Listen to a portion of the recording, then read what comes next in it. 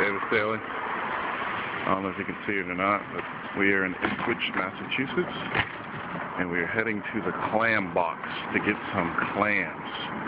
Supposedly this place makes good clams, so we're going to check them out.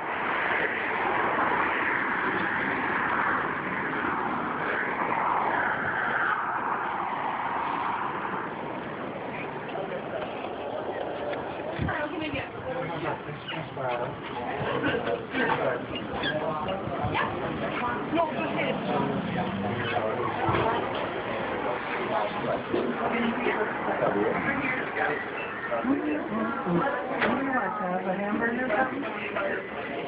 Don't. You want a hamburger? It's video, Pat. What? It's video. Don't put me on the video. Why? You didn't mind being on Facebook?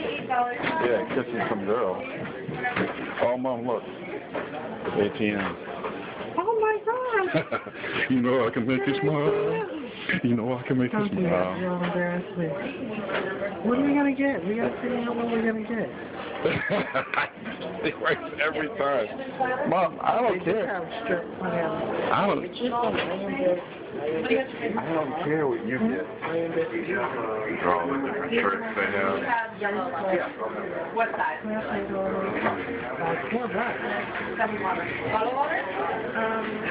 I'm in Rachel Ray's here. Side orders would you like on your Christmas platter? French fries and coleslaw. Oh man, look at all the stuff they got. Okay, $34. Oh my God. Number 41. Absolutely. I don't know where to start.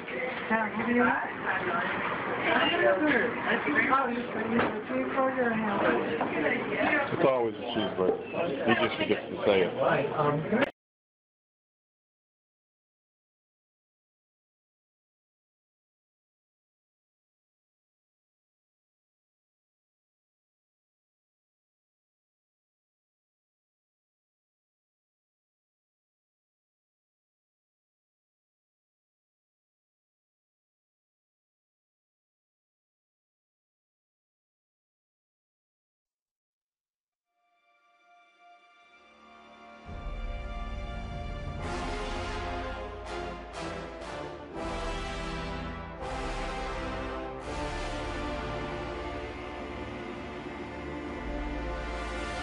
Okay, state your name and your position. My name is Mike Deneen. I'm a game designer at Radio Dawn Studios. Okay, for what game? For God of War, Ghost of Sparta.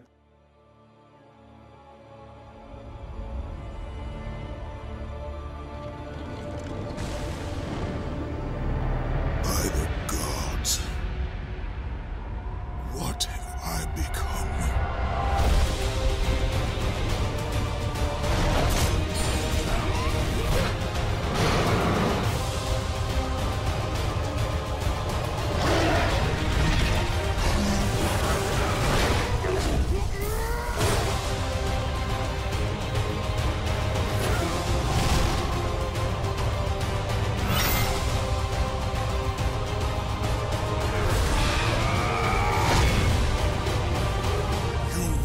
Never find your brother.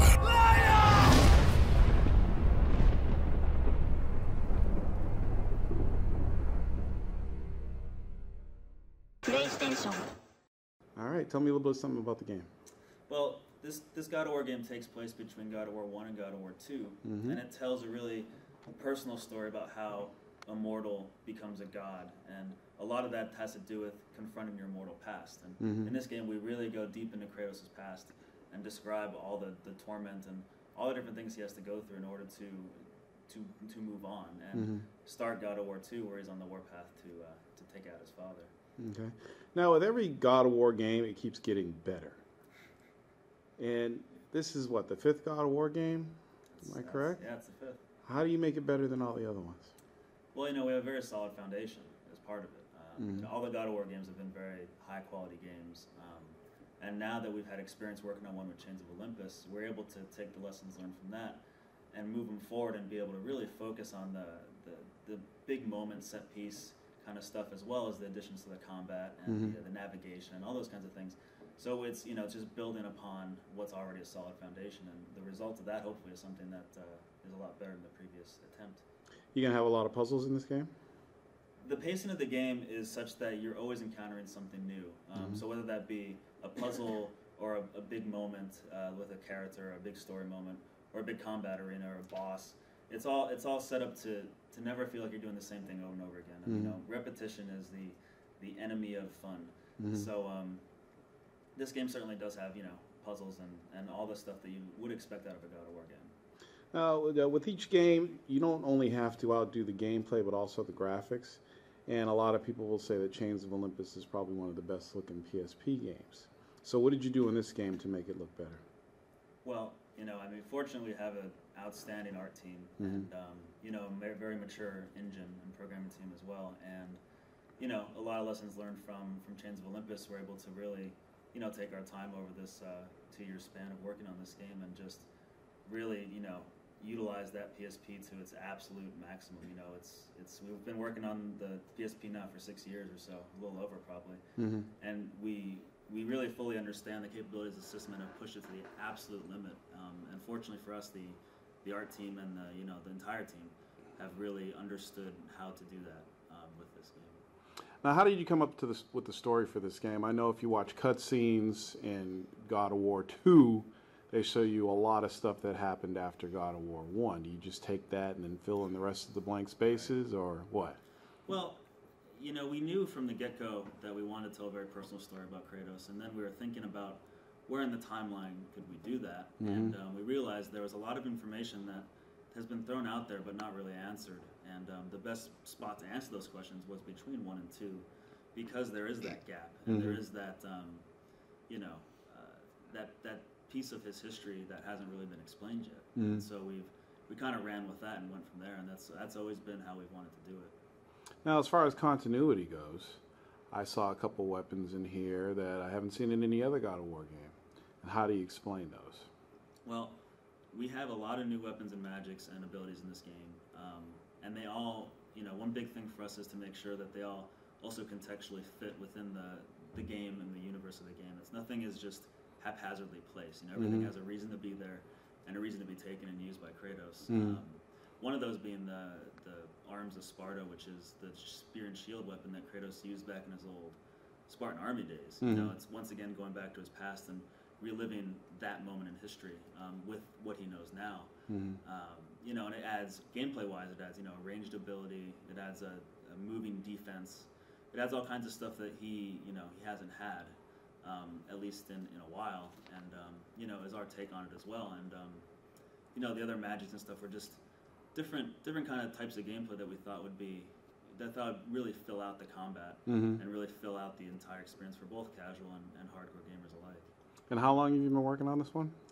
About 2 years. 2 years.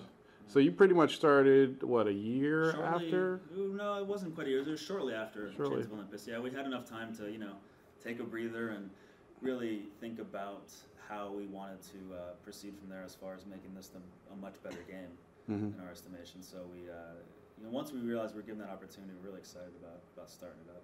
And how many hours did you say it was? It depends on the player type, obviously, but we're looking between 7 to 10 or so. If the Chains of Olympus were between 4 or 5, we're looking at about 7 to 10. And not only is it longer, but it's just much more full of content in general. I mean, lots of really huge, big moments in there, and we didn't want to make a longer game just for the sake of making it longer. We wanted to make it a bigger, better game overall, and have it not feel long, but feel just richer and more dense. Does it have mini games? Oh, it sure does. And all the staples of the God of War franchise are certainly in this game as well. Sex mini games? Well, one thing I will talk a little bit. One thing about the sex mini game in particular is that we didn't want to just throw it in for the sake of having one. Right. It had to fit in his journey. Had to be kind of organically there, and that is true of this game. So we did find a spot at some point in the game, and we think people enjoy that as well. Now, what about quick time events? I noticed in the one huge boss battle, there weren't that many, and in some other God of War games, there's a lot more quick time events. Did you purposely take a lot of those out and make it more button mashing, or is it just that level? Well, a lot of it depends on what we want to do with that enemy or that creature. And the thing you saw at the Scylla, the big finale of that was you hooking her with the big hook and then having her hit her head against the wall there, and that was the quick time event that would allow us to do that. So to answer your question, it's there are certainly quick time events throughout the game, and whether or not they are a lot of them or a little of them is dependent on what we want to have done, what we want the player to do, and how that fits in his basic moveset. Do you still think there's more stories to be told as far as God of War goes? God of War is a huge universe, and fortunately for us, the mythology of God of War, extends greatly. As far as there are more stories, I mean, you can argue that most stories ever written are probably different versions of the Odyssey. Right. So certainly, we think we've told the story we wanted to tell with this game, and as far as going back into its past and whatnot. But it's a large universe, so time will tell. Okay. And when is the game released? The game is released November 2nd. All right. Thank you very much, and I wish you the best of luck with the game. Thank you. All right.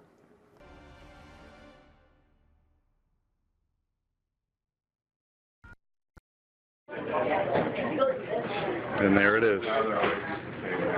The clams. Unbelievable. Will you look at that plate? It's amazing. Stop. Yum. So I like to draw these funny pictures on the envelopes when I send Ice his review copies. So notice the beard and the fact that it's Detroit. So that's Ice. And notice the beard. That's Ice. So that's like NBA 2K Fallout. NBA 2K Fallout. This is what I like to do. Give him a laugh when he gets his games. You just take pictures of everything. I'm doing video. Davis Daily again. Man, we're at the White, what do we call it? White Farm ice cream place, right down the street from Ipswich Clams and Sal's Pizza. They make homemade ice cream. Look at that. Look at that ice cream. Holy shit. Great googly moogly. Okay, that was weird. And I'm going to eat it all up. $3.50 for it. Hold on, give me a nice thing. Dude, your face looks white. He's having a spasm.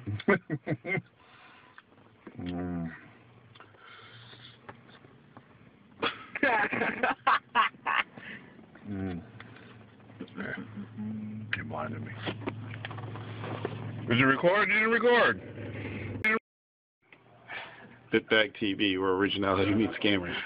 Come on, bro. Come on. Not right now, man. This isn't the one I'm going to use. I just want to hear it. What is it? Bitbag TV, where originality meets gamers.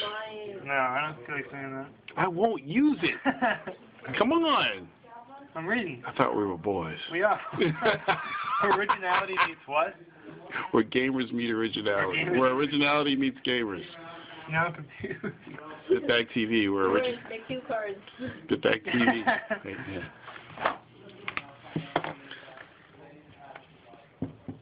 Bitbag TV, where originality meets gamers.